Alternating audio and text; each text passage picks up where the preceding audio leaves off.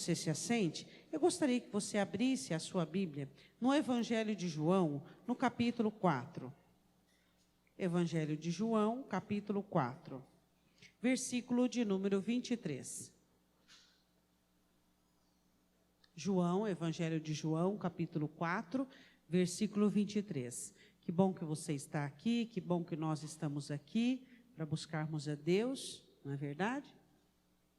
João, capítulo 4, versículo de número 23. Mas a hora vem, e agora é, em que os verdadeiros adoradores adorarão o Pai em espírito e em verdade, porque o Pai procura tais que assim o adorem. Deus é espírito, e importa que os que o adoram, adorem em espírito e em verdade. Podemos assentar.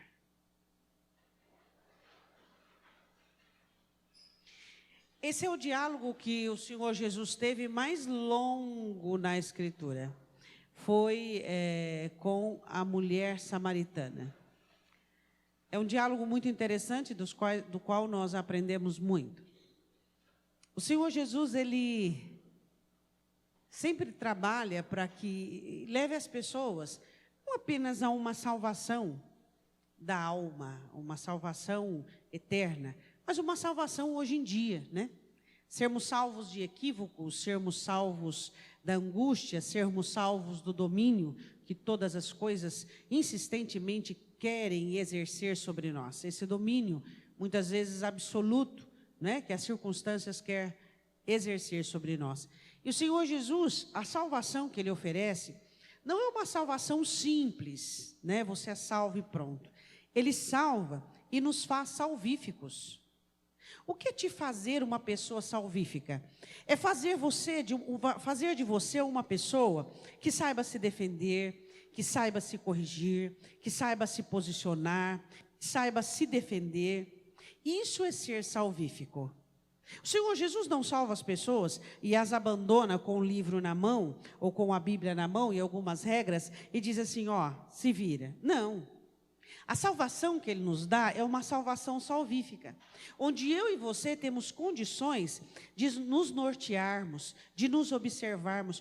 Quando Ele conversa com ela, e o ápice desse diálogo são esses dois versículos, onde Ele diz, quem quer adorar a Deus, você fala tanto de adoração, adora a Deus em espírito e em verdade. Do que Jesus estava falando? Algumas pessoas fazem algumas interpretações desse texto. Mas esses versículos não precisam ser interpretados, porque eles já estão explicados a partir do versículo 1. A adoração em espírito e em verdade, ela já está presente em cada um dos versículos. E é sobre isso que nós vamos observar. Essa adoração espiritual que Deus quer dentro de nós, e essa adoração prática, em verdade. Essa adoração que não é simplesmente um sistema aprendido, mas sim a verdade que brota de dentro de nós. Vamos começar no versículo 1 para que entendamos um pouco melhor. Quando o Senhor entendeu que os fariseus tinham ouvido o que Jesus fazia e batizava, mais discípulos do que João, ainda que Jesus mesmo não batizava, mas os seus discípulos, deixou a Judéia e foi outra vez para a Galiléia. E era necessário passar por Samaria. Foi, pois, a uma cidade de Samaria chamada Sicar, junto à herdade de Jacó, a herança de Jacó, que tinha dado ao seu filho José. E estava ali a fonte de Jacó. Jesus, pois cansado do caminho, assentou-se junto da fonte, e era isto quase o meio-dia. Veio uma mulher de Samaria tirar água. Ela veio tirar água. Você sabe, você já deve ter ouvido isso muito, que as mulheres não tiravam água ao meio-dia, o sol quente, né? Principalmente da Judéia, as mulheres tiravam água mais cedo. Essa mulher, ela não estava tirando água ao meio-dia porque ela não tinha nada para fazer, porque ela estava tirando água ao meio-dia por causa de um motivo. As prostitutas e as adúlteras, elas eram bem rotuladas e bem humilhadas para o judeu. Mas o samaritano, ele também tinha as regras judaicas. O samaritano tinha, a maioria das regras judaicas também existia no samaritano. O que é o samaritano? O samaritano é uma mistura O Senhor Jesus desde o princípio, o Senhor Deus desde o princípio, a ordem era, vocês não se misturem. Não se misturem, não se misturem. Mas os judeus se misturaram com os filisteus. Então deu aquela junção de judeu com gentil samaritano. E os samaritanos, eles buscavam uma autoafirmação, né? Nós somos judeus, meio judeus. Então eles preservavam muito essa fonte, porque era uma fonte que Jacó havia dado a José. Então, eles tinham parte da herdade de José, isso para eles era como um glamour, né? Nessa sociedade tão rotulada e tão desprezada. E eles precisavam se autoafirmar em todo o tempo. Não, nós somos, esperamos o Messias. Nós também, nós também, nós também. Então, eles traziam muitos costumes e muitas situações dos judeus. E uma delas era a questão da prostituta e da adúltera. Então, essa mulher, ela sofria um rótulo, uma perseguição. Ela não era bem-vinda no meio das mulheres donas de casa, mulheres casadas. Ela não era bem-vinda. E ela enfrentava o sol, e tudo bem, e a dificuldade, e ia pegar a sua água. E Jesus olha para ela, sabendo de tudo e conhecendo tudo, e ele faz um pedido para ela. Ele disse assim para ela, dá-me de beber. Ela veio tirar água, e ele disse para ela, vamos ler o versículo? Dá-me de beber, ou seja, me dá um pouco de água. O pedido de Jesus era um pedido muito simples. Ele não disse, me dê água? Não, ele disse, dá-me de beber. Ele fez um pedido afirmativo. Eu quero começar falando sobre adorar em espírito e em verdade, falando sobre aquilo que o Senhor Jesus tem pedido para você. Você sabe que o Senhor Jesus não precisava pedir água para ela. Se ele mandasse, as águas subiam até ele. Mas ele pediu a ela, porque ele gera ali uma comunicação com aquela mulher. O Senhor Jesus não precisa que você dê a vida. Ele pode tomá-la a qualquer momento. A hora que ele quiser, ele pode tomar a minha e a sua vida. O porquê que o Senhor Jesus, ele começa esse diálogo conosco, e essa comunicação em pedir para que nós ofereçamos a ele algo. Por exemplo, o que o Senhor Jesus pede para você dar a ele? Pastora, mas tudo é de Deus. Tudo é de Deus subjetivamente. Tá? Falando numa linguagem humana. Obviamente, racionalmente, tudo é de Deus. Mas a maioria de nós dizemos que tudo é do Senhor. Estamos ali, tentando, fazendo, errando e colocando sempre nós, aquilo que achamos, que pensamos, aquilo que decidimos, o nosso jeito, a nossa maneira, é a nossa dinâmica, é a nossa estratégia, é tudo nosso na situação. O Senhor Jesus não precisa pedir nada para nós, mas Ele pede. Por quê? Porque nós precisamos, para adorar a Deus em espírito e em verdade, nós precisamos exercitar a abertura de despojar-nos, de entregar. Por exemplo, se eu fizer uma pergunta para você agora, rapidamente, sua vida é de Jesus? Rapidamente a sua mente já diz sim, obviamente, claro que sim. Mas na verdade, muitos não são. Mas o porquê que muitas vezes, rapidamente, a gente diz porque a gente quer que seja.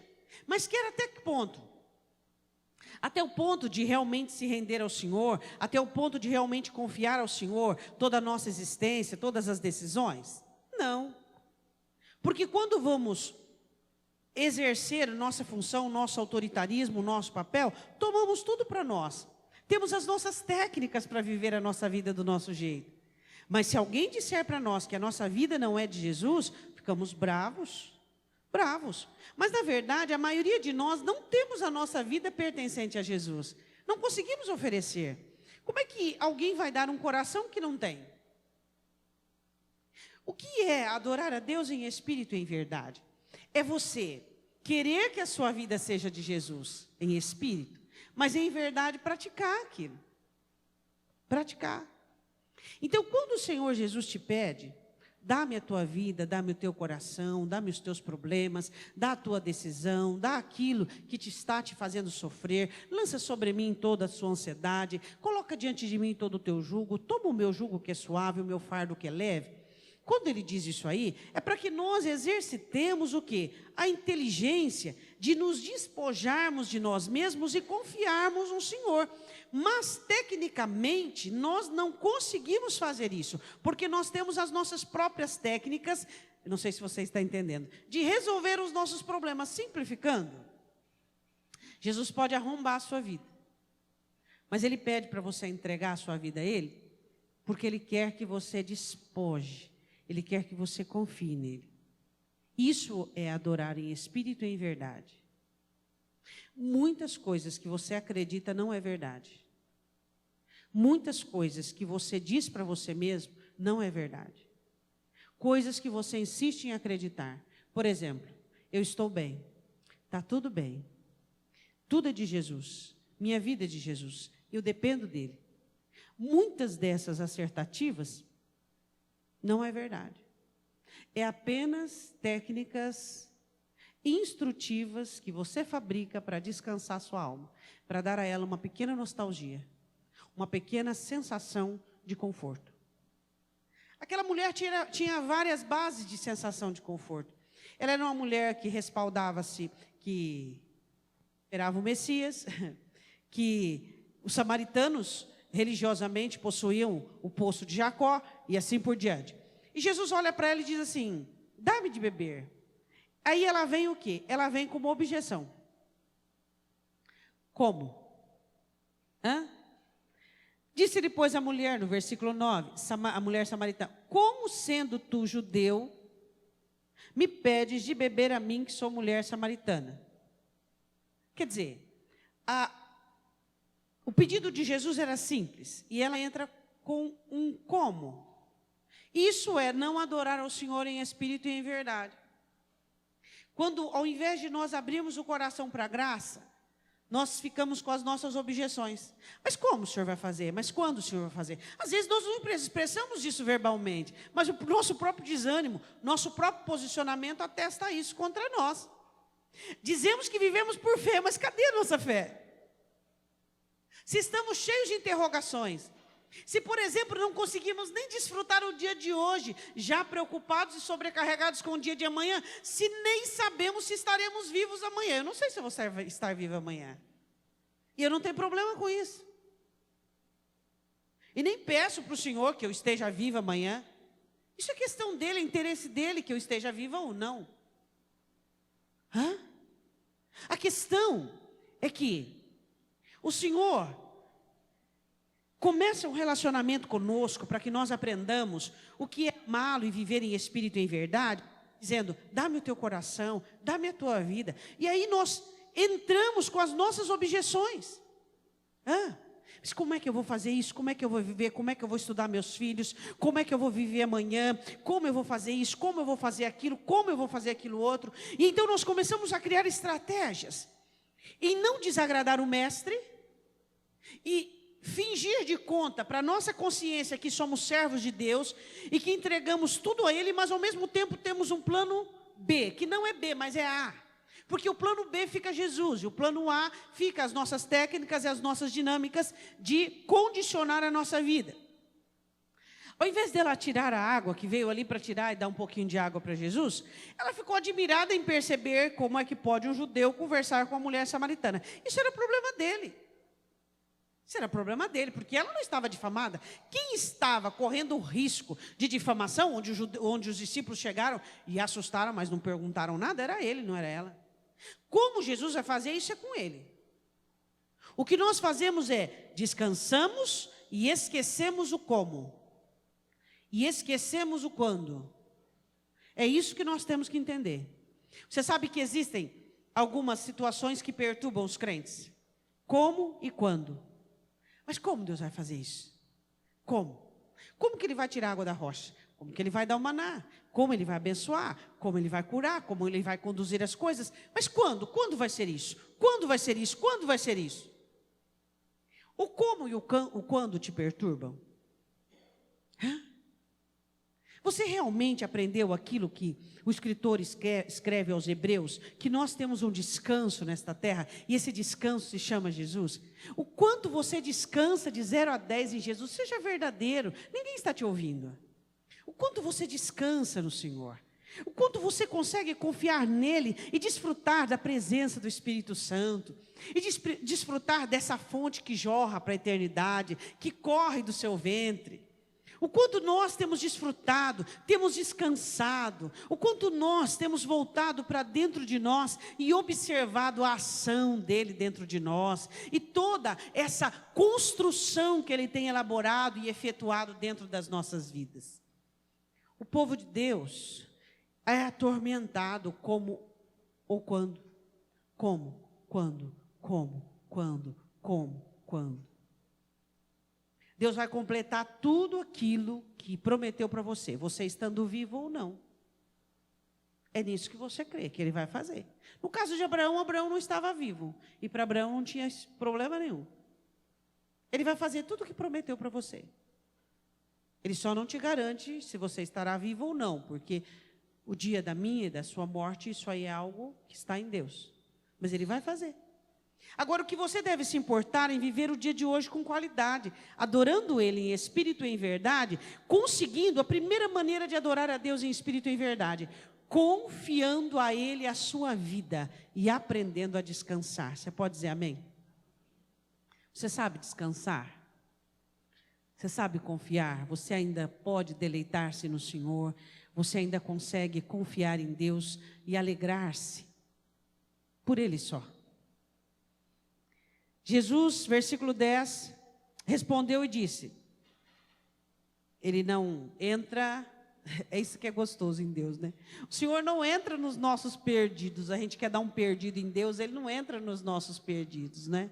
Oh, minha dor, oh, meu sofrimento, oh, meu trauma, ele não entra, a gente quer dar um perdido no Senhor, ele não entra, né? Ele não entrou na conversa daquela mulher. Ela fez uma pergunta para ele: como que tu podes? Ele poderia ter parado e dito assim: ó, porque... Não, ele não entrou na conversa dela. Quantas vezes o Senhor Jesus não entra na minha conversa e na sua conversa, porque Ele nos quer tirar-nos da nossa própria conversa e nos conduzir ao rumo certo. Ele fala com ela uma linguagem agora atraindo-a para o universo espiritual. O universo que ela não conhecia. Diga assim: Deus me atrai para o universo espiritual todo o tempo, mesmo sem eu viver nele. O objetivo do Senhor é nos fazer espirituais, porque é a única maneira de nós adorarmos a Deus em verdade. É vivermos a verdade daquilo que nós achamos que é verdade. Por exemplo, a minha vida pertence a Deus, você diz. Isso, na maioria dos crentes, é mentira. Mas Deus quer que seja verdade. Então, Jesus queria atrair aquela mulher como Deus quer nos atrair, como o Senhor Jesus quer nos atrair, por um universo espiritual. Então, ele fala a ela agora uma doutrina espiritual de Gênesis a Apocalipse. Ele olha para ela no versículo 10 e diz assim: se tu conheceras o dom de Deus, ou seja, aquilo que o Senhor prometeu de Gênesis a Apocalipse, eu sou o dom de Deus. Ele diz: se tu conheceras o dom de Deus, e quem é que te diz, dá-me de beber, tu lhe pedirias, e ele te daria a água viva. Sabe o que é água viva? Água viva é água que brota, é uma fonte, tá? É uma fonte. Eu não sei se você já viu uma fonte nascer, mas é lindo. É uma fonte que brota da terra, e a força é tão grande que se houver areia, alguma coisa, a água é muito mais poderosa e sai limpa e cristalina. E ele diz assim: se tu conheceras o dom de Deus, a dádiva de Deus, se tu conheceras o dom de Deus, e se você conhecesse quem é que te diz, dá-me de beber, tu me pedirias, e eu te daria água viva. Se você soubesse quem sou eu, você me pediria. Se você conhecesse quem é Jesus, você pediria a Ele para Ele ser teu Senhor, para Ele te dirigir, para Ele te ajudar, para Ele te consolar. Eu queria perguntar uma coisa para você. Olha o que Jesus diz: tu lhe pedirias e Ele te daria. O que está te causando sofrimento porque você não tem pedido para Ele? O que está te causando pânico porque você não tem pedido para Ele? Por que você não pede? Você sabe, hipoteticamente, que Jesus é vida, é salvação, prosperidade, bênção, cura, milagre. Isso hipoteticamente.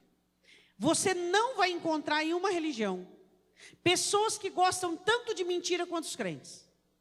Qualquer religião que você estudar, no seminário eu estudei várias religiões. Os crentes gostam de uma mentira e de uma ladainha assim de uma maneira ferrenha. Ferrenha. Eles acreditam em coisas que não vivem. Acreditam em coisas que não vivem. Você olha e diz assim, você crê que Deus... Pô, creio, mas na vida dele não acontece.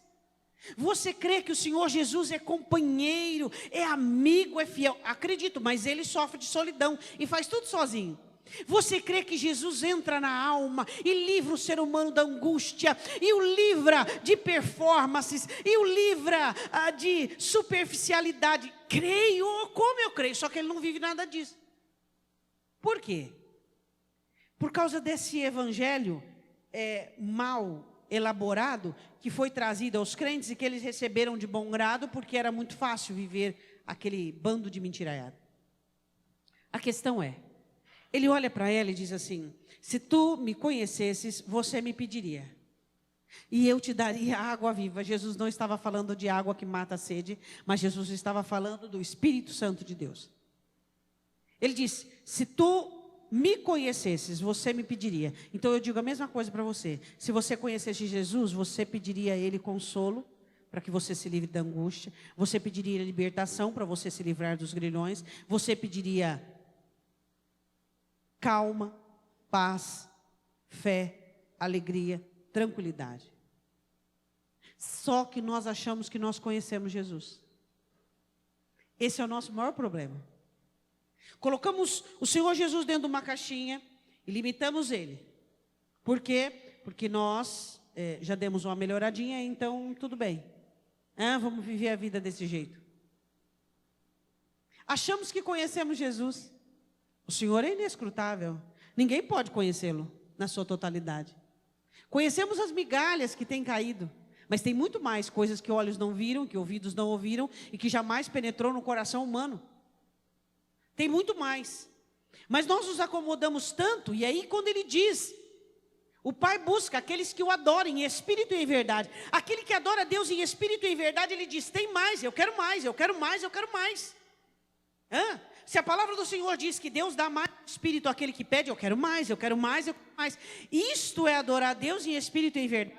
É entender que você ainda não conhece Jesus e você precisa conhecê-lo mais. Senhor, o que eu conheço de Ti é muito pouco, eu quero conhecer mais. Quando é que você consegue entender o quanto você conhece de Jesus? Olhando as suas atitudes. Você olha para você e existe medo. Você não conhece o Deus da coragem, o Deus valente, mais valente que Satanás. Você olha para você e ainda você tem cobiça, você tem vaidades, você não conhece o Deus que limpa o coração. Você olha para você e você ainda é superficial, supérfluo. Você não conhece o Deus das profundezas da alma. Então quando você olha para você, você consegue entender o quanto de Jesus você ainda não conhece. O quanto do Senhor você ainda não conhece. Eu não estou falando de teologia, eu estou falando do viver diário, de adorá-lo em espírito e em verdade, andar com Ele todo dia e fazer com que Ele seja o seu amigo particular e pessoal, seja um com você. Não é o plano dele em João 17? E ele diz, Pai, eu quero ser um com eles, quero ser um com eles. O nosso problema é que nós achamos que conhecemos Jesus. E estagnamos. Quando você acha que conhece Jesus, você estagna. Mas é tão difícil para uma alma dizer, Senhor, eu não te conheço. Por quê? Porque a soberba dos religiosos tomam conta. E eles acham que conhecem. E eles se estribam em seu conhecimento, em sua religião, em sua postura, em suas formas e técnicas. Mas onde está a adoração? Em espírito e em verdade. A verdade que nos faz, muitas vezes, nos humilha, muitas vezes nos deixa apequenados e ticos. A verdade que muitas vezes nos coloca em situações diminutas. A verdade que nos constrange, a verdade que nos liberta, que nos faz ousados e corajosos. A verdade, ela tem uma amplitude geral. Ele diz, se você me conhecesse, você me pediria. E seu problema sanaria. Você sofre porque não pede. E por que você não pede? Porque você não crê. E porque você não crê, você não o conhece. Porque quem o conhece, crê. O nosso sofrimento está ligado à falta de conhecimento. O nosso sofrimento está ligado à falta de conhecimento. Jesus, eu quero que o Senhor faça, mas que acima de tudo seja feita a sua vontade. E se o Senhor não quiser fazer, não tem problema, só me dê graça, para que eu possa viver bem, viver feliz junto contigo. É só isso que eu quero. Ponto. Continuando no versículo 11, disse-lhe a mulher mais uma vez, Senhor, tu não tens com que atirar, e o poço é fundo, onde pois tem água viva? Novamente a mulher, ela insiste em ficar na superficialidade, no raso. Olhe para o Senhor e diga assim, isso é você também. Queremos transformar Jesus em um comerciante de coisas comuns e normais da nossa vida. Queremos transformar a nossa vida com Deus em coisas sistemáticas e humanas, tudo no superficial. Novamente ela traz Jesus para as questões dela. Tá, peraí, mas o Senhor não tem nem com que tirar essa água aqui? De onde é? Quantas interrogações, quantas perguntas? De onde é que o Senhor pode tirar a água viva? Se o Senhor não tem nem como tirar essa daqui. Não tem como? Não tem como? Você sabia que a maioria dos cristãos, eles limitam a Deus sem admitir que o fazem? Quando? Quando resolvem os problemas da sua maneira. Atalhos, né? Ai, Senhor, eu não vou optar pela sua verdade, a sua verdade é trabalhosa e demora. Eu vou dar um jeito e dar uma camuflagem na situação. Daqui a pouco eu falo sobre camuflagem. Ela quer conduzir o diálogo e a conversa, aquilo que é supérfluo, aquilo que é superficial e aquilo que é raso. E Jesus queria ensiná-la uma vida espiritual. Jesus quer ensinar a mim e a você uma vida espiritual. Ela olha para Jesus e diz, tu não tens. Aí ela faz outra pergunta, ela agora domina o diálogo, você domina o diálogo com Jesus. Agora ela quer inquirir, questionar. Falar um pouco daquilo que ela sabia, afinal, Jesus estava com a palavra até esse momento. Agora ela queria assumir o controle do diálogo. Estava assim, um a um. Fala, responde, fala. Agora eu falo 2 vezes. Quantas vezes nós queremos assumir? Nós fazemos a pergunta e queremos dar a resposta. Fazemos a pergunta e queremos fazer um adendo. Eu quero fazer uma pergunta para você, graça ou objeções? Você é uma pessoa que vive fazendo objeções? Mas isso, mas é aquilo, mas aquilo outro, mas aquilo outro. A graça não é suficiente para nós? Sabe, é uma pena. Mas se não for pela graça, não é por meio nenhum. Não é por nada, não é pelo que você sabe fazer, não é pela sua habilidade, não é pela sua inteligência. Sem graça a casa cai. Sabe aquela história do lobo mau? Jesus fala do lobo em João 10, e tem o lobo mau que te assusta, tem aquilo que você tem medo que aconteça. Mas se você construir a sua casa de palha ou de madeira, o lobo sopra e a casa cai. Mas quando a casa é alicerçada na rocha, o lobo sopra e sopra e sopra, e a casa não cai. Você não precisa ter medo do lobo, a não ser se construiu de palha ou de madeira. A Bíblia diz assim, que ela assume o diálogo e diz assim, és tu maior que o nosso pai Jacó, que nos deu o poço, bebendo ele próprio dele, e os seus filhos e o seu gado? Eu queria te fazer uma pergunta nessa questão aqui. O que Jesus poderia fazer para tirar você da sua religião? Da sua sistemática que você já criou para você? Você viu que ela estava resistindo e ela grudou na religião, firmou na religião dela e não abria mão. E ela começa a questionar Jesus. És tu maior que o nosso pai? Que nos deu esse poço? Quer dizer, quem és tu? Ela começa a falar de religião. Tá, vamos falar de religião. Mas Jesus não queria falar de religião. Ele queria falar da alma dela. Jesus não quer falar para você de regras, de parâmetros.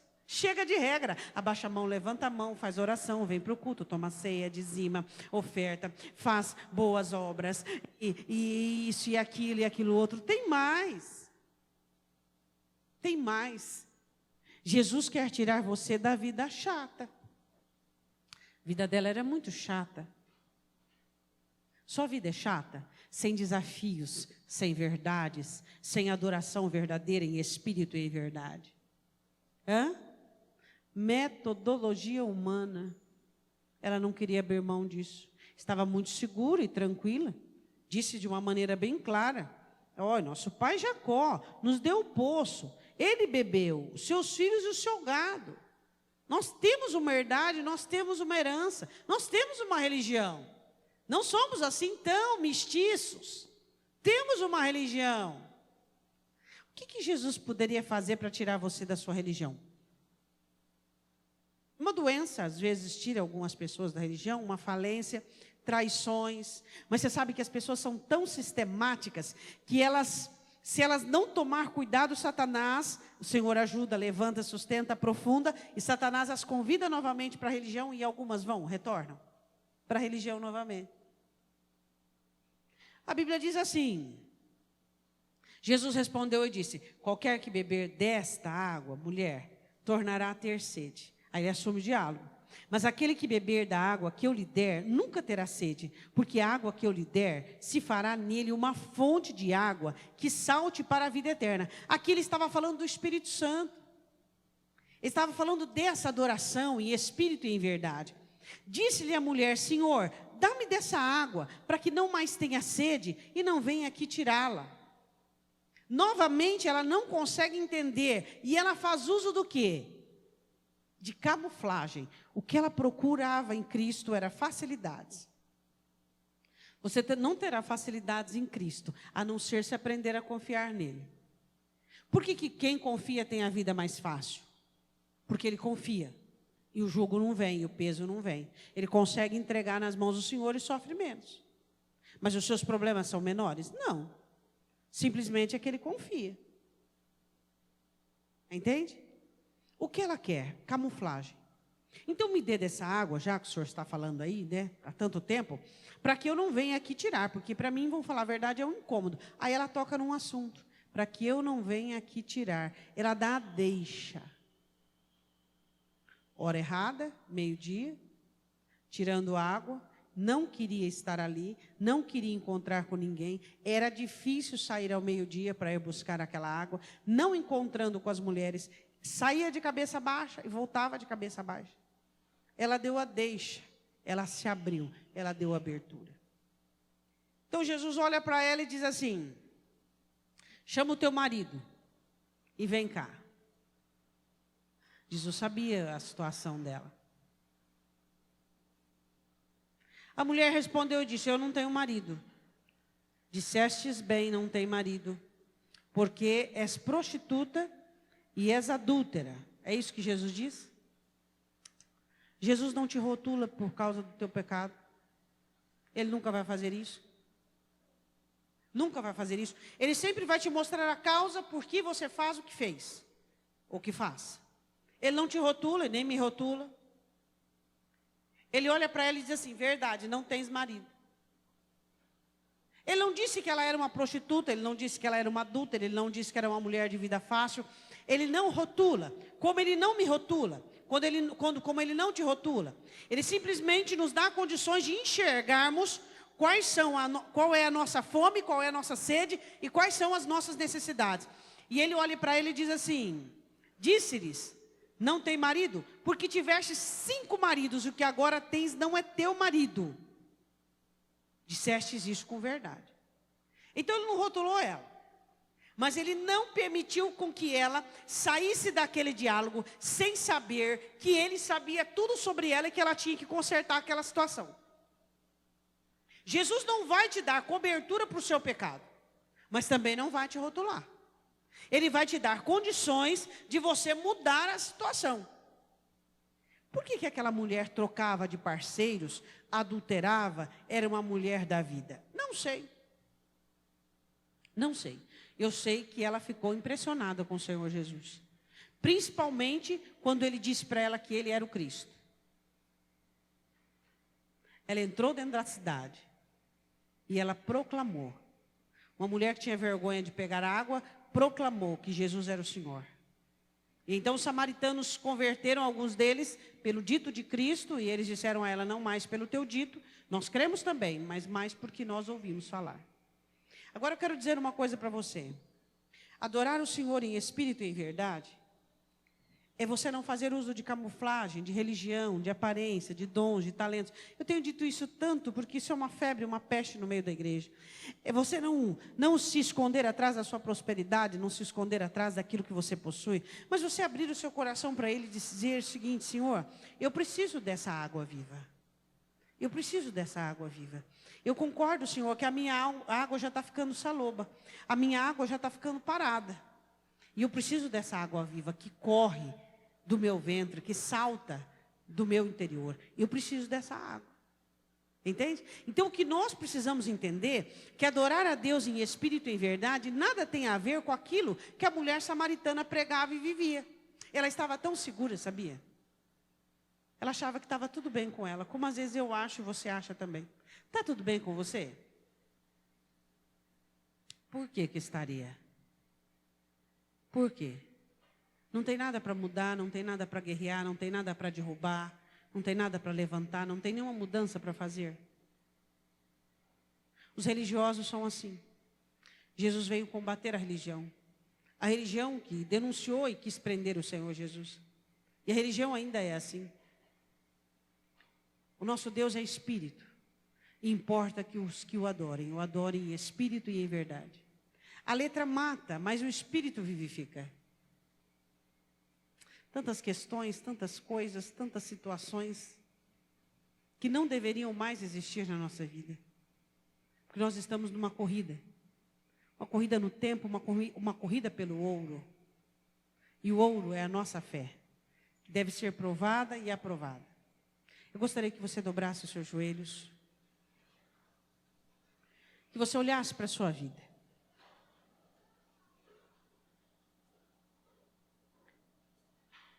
O Senhor Jesus fez uma explanação de salvação, com tanta paciência, com tanto amor, tanta dedicação. E o Senhor Jesus faz isso para você hoje, e faz isso para nós, dizendo que Deus quer aqueles que o adorem, em espírito e em verdade, sem camuflagem, sem superficialidade, sem performance, com a sua verdade. Sua verdade, o quanto você depende de Deus, o quanto... Mas não uma retórica, tá? Não algo surreal, não algo de faz de conta. Vê aquilo que sai de dentro de você. Vê aquilo que sai de dentro do seu coração, de dentro da sua alma. Vê aquilo que sai do profundo do seu ser. Vê aquilo. Qual é a verdadeira distância que você está de Jesus? Qual é a distância? O que você tem posto no lugar do seu Senhor? Será que é o seu posto de Jacó? Será que é a sua religião? Onde você acha que está tudo bem, está tudo certo, tudo adquiriu uma certa naturalidade, uma certa rotina? Hã? Será que você tem sido menos de Deus do que um dia já foi? O Senhor Jesus, querendo despertar a igreja, diz assim, olhe para as primeiras obras. Você um dia já foi mais crente que hoje, mais dedicado, mais dedicada, mais afoito no Evangelho. Então, por que houve o esfriamento? Porque houve a distância. Quais são as coisas? O que você tem feito para fugir da sua realidade? O que você tem feito para fugir do seu confronto? A mulher buscava água ao meio-dia. O que você faz para fugir da sua verdade? Sua verdade familiar, a sua verdade conjugal, a sua verdade espiritual. O que você faz? Você paga o preço para ter amigos, para ter um bom nome, uma posição, e esse preço é a verdade. Que preço temos pago? Você não percebe que você tem ficado queimada do sol? E que a água chega quente na sua casa? As mulheres que vinham de manhãzinha pegavam a água fresca do orvalho da noite. Mas essa mulher pegava água quente. E eu não sei o que ela fazia para que essa água se esfriasse. Você tem pego água quente. Porque você tem exercido técnicas para fugir da sua verdade. Para não encarar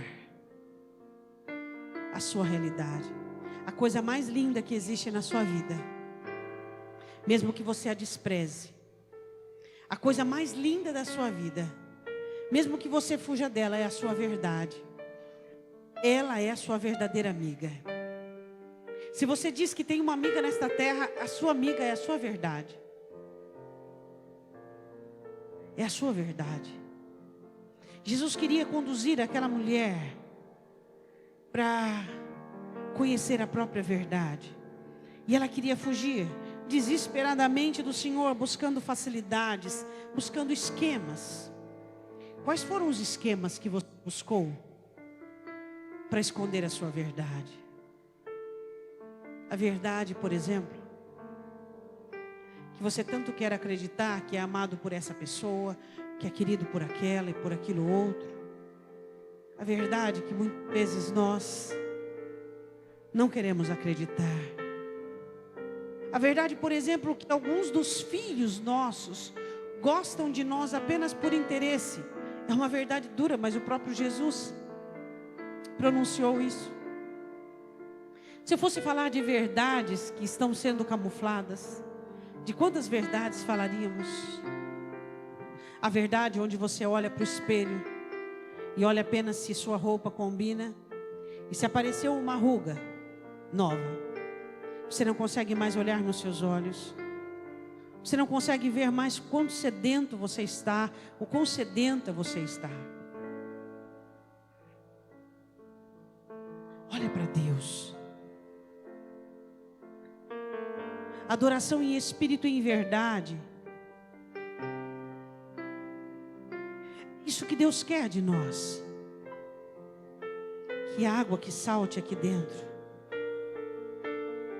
venha nos ensinar a viver a nossa verdade.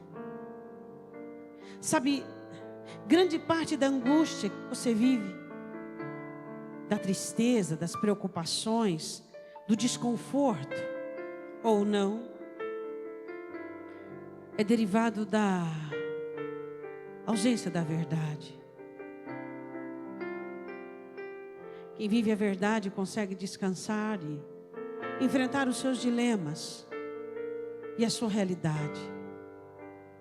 Quem encara as suas verdades não precisa dizer para que as pessoas o ouçam. Ele o ouvindo é suficiente. Ele não precisa existir para as outras pessoas. Existindo para si mesmo é o suficiente. Jesus queria que ela entendesse que ela não precisaria mais de homens. Não. Que ela só precisava de uma fonte dentro dela. Só precisava do Espírito Santo. Ela não precisava mais ocupar os espaços e as lacunas vazias com maridos, com filhos, com amigos. Ela só precisava dele. E nessa noite ele quer dizer para você: você só precisa de mim, somente de mim. As outras coisas são adendos, são as demais. Mas você só precisa de mim. Você não precisa de mais ninguém. Toda essa sua carência, todo esse preço que você paga, isso é muito caro. Isso tem queimado a sua alma, isso tem denegrido a sua vida. Assim como ela pagava o preço por uma vida de vergonha, bebendo água quente, queimando a pele, no sol escaldante. Assim alguns de nós têm pagado um preço muito alto. Porque queremos alimentar os nossos mimos, queremos alimentar as nossas mentiras, pagando preço alto por isso. Fala com o Senhor. Fala com Ele. Fala, chega de religião. Chega de questões, chega de perguntas, chega. Chega de mente. Chega de achar que é quando não é. A verdade não é o que você diz. A verdade é o que você vive.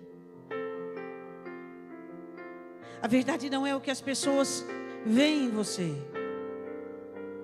A verdade é o que você vive dentro de você. Essa é a verdade. Judas conseguiu mentir para muitos durante um tempo, mas dentro dele nunca houve conversão. A verdade não é o que você diz. A verdade não é aquilo que você revela do lado de fora. A verdade não é aquilo que você diz para você mesmo. A verdade é aquilo que Deus diz para você, sobre você. Por favor, não permita que você seja o dono da sua verdade. Não permita que você seja o proclamador da sua verdade. Não permita que você acredite em suas mentiras. Não faça isso. Dos piores erros que você fizer, este vai ser um deles, um dos piores. Não permita que você acredite que a sua vida pertence a Deus, quando você tem as suas técnicas, os seus meios e as suas maneiras de alimentar a sua mentira. Não permita que você acredite, que você confia no Senhor, se você mesmo tem os seus trâmites e o seu jeito de conduzir as coisas. Não faça isso com você. Não minta para você. Não minta para você. Apenas diga a Ele: Senhor, eu não confio em Ti. Eu tenho medo. E o medo me leva a fazer isso. Eu tenho insegurança, e a insegurança me faz fazer isso. Senhor, eu bebo água quente. Água quente. Porque eu pago um preço muito alto para fazer de conta. Eu ainda sou aquela criança que brinca de super-herói. Eu ainda sou aquela criança que brinca de princesa. Eu ainda sou aquela criança que precisa de contos, que precisa de fantasia, que precisa de faz de conta. E eu vivo inventando um faz de conta em cima do outro, um faz de conta em cima do outro. E eu faço de conta que eu vivo quando eu não vivo, e faço de conta que eu creio quando não creio, e faço de conta que eu dependo quando não dependo. Mas chega, Deus, chega.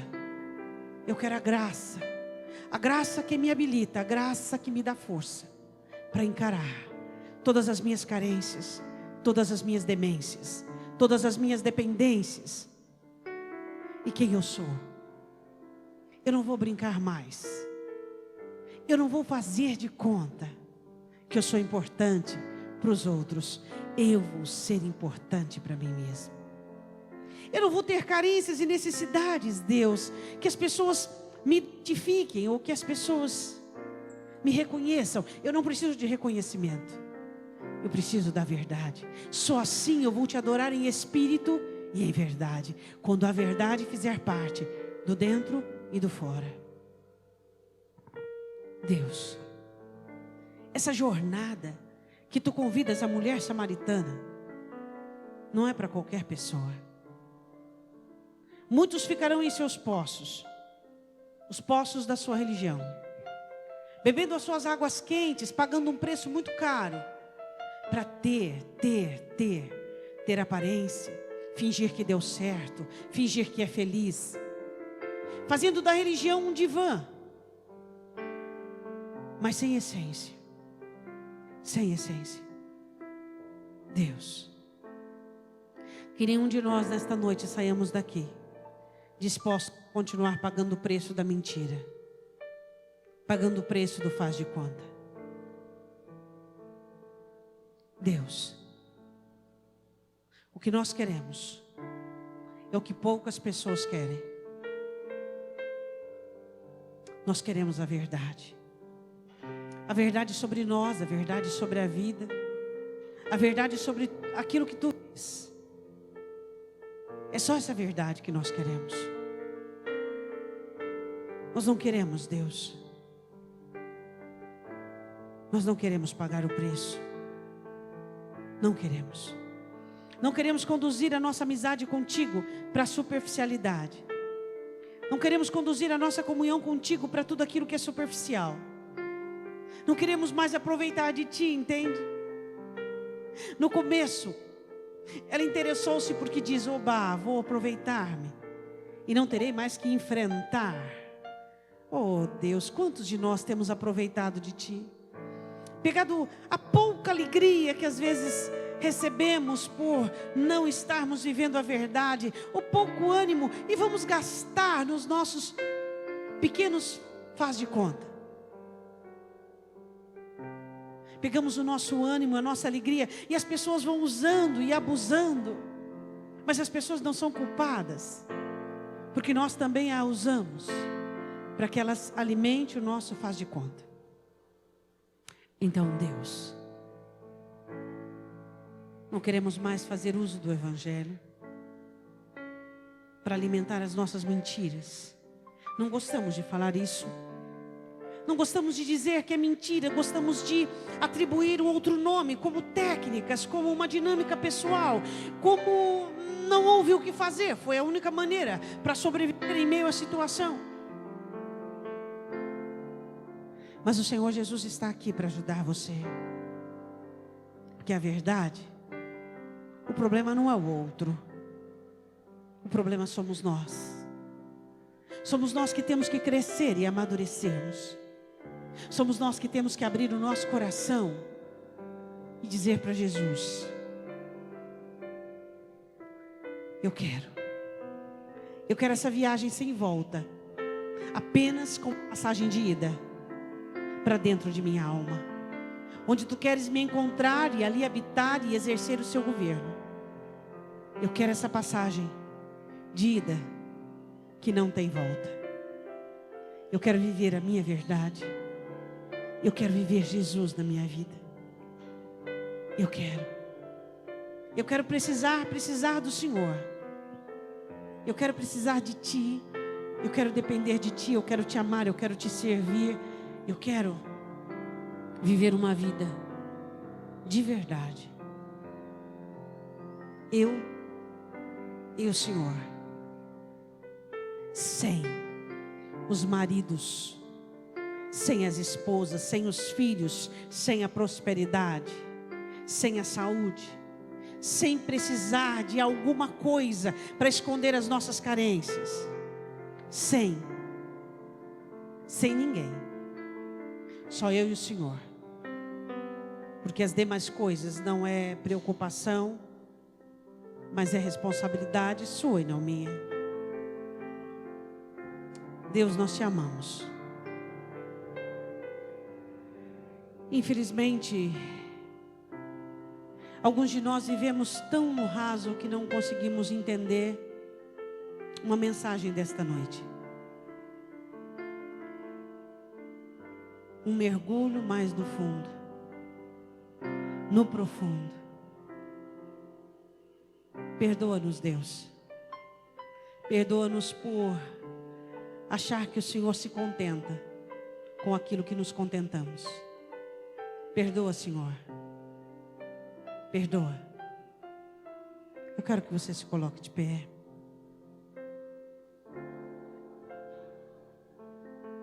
Eu não sei se você entendeu a mensagem de hoje, mas se não entendeu alguma coisa, eu acho que ficou.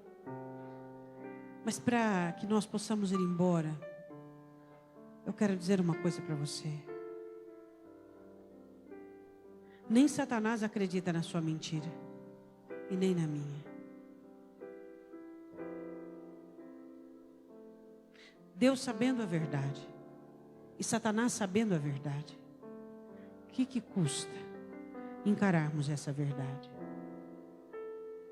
Quando o Senhor Jesus fala que a verdade liberta, e que Ele é a verdade, eu e você não precisamos mais. Olha para a sua pele, está queimada. A água está quente. Não é fresquinha. Está quente. Está difícil. Está difícil de alimentar.